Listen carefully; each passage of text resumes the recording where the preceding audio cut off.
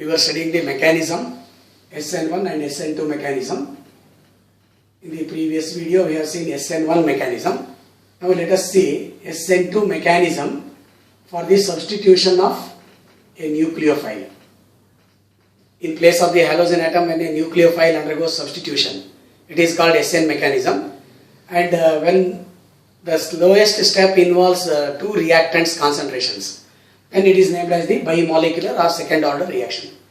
So in this case, rate of reaction depends on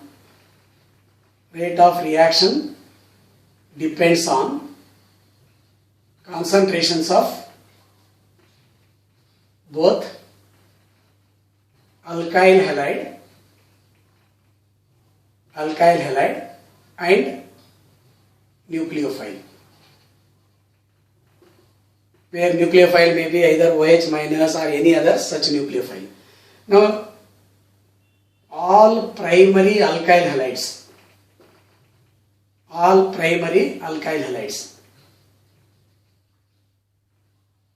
undergo SN2 mechanism.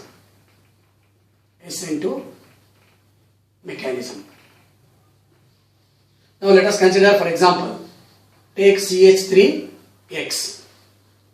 When this is treated with a nucleophile, then it will give rise to CH3Nu. Actually, the rate depends on the concentration of both. I will rewrite this one as CH3X plus nucleophile giving rise to CH3Nu plus X minus, where nucleophile carries a negative charge.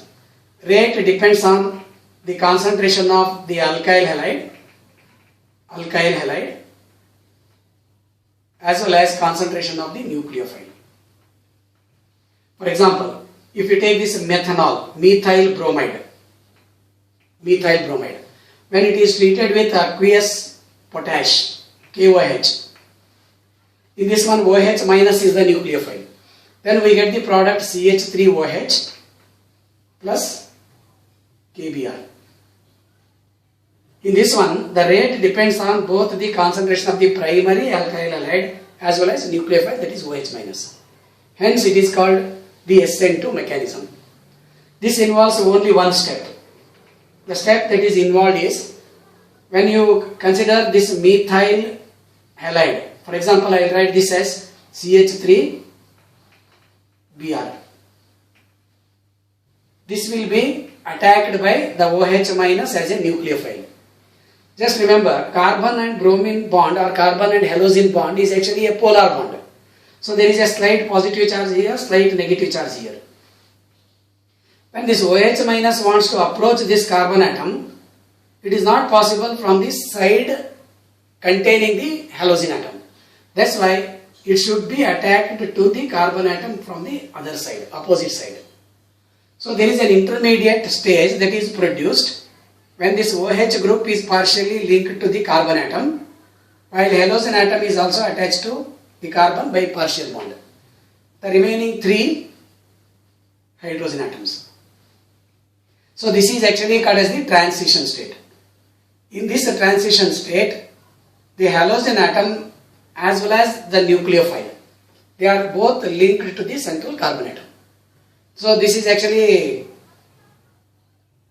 the very reactive state, and hence it will try to lose a halogen atom easily. That's why this halo in the second step, this is lost as a Br minus. So we get this OH, HHH, CH3OH. Just observe, halogen atom is present on the right hand side. If you look into this structure of the methyl bromide, then in the product case, the OH group is present on the opposite side. So this type of inversion is actually named as the Walden inversion. This is involving 100% inversion in configuration.